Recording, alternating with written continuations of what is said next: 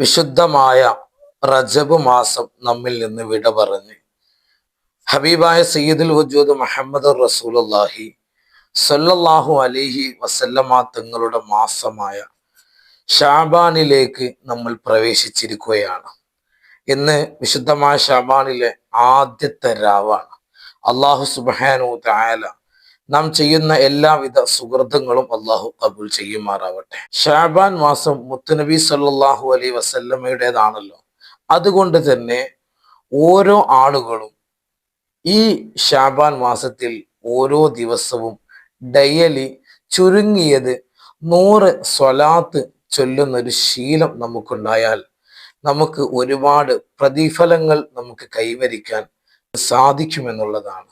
അള്ളാഹു സുബ്ഹാനഹു തആല ഓരോ ദിവസവും 100 സ്വലാത്തെങ്കിലും മിനിമം ചൊല്ലാൻ നമുക്ക് തൗഫീഖ് നൽകി അനുഗ്രഹിക്കുമാറാവട്ടെ.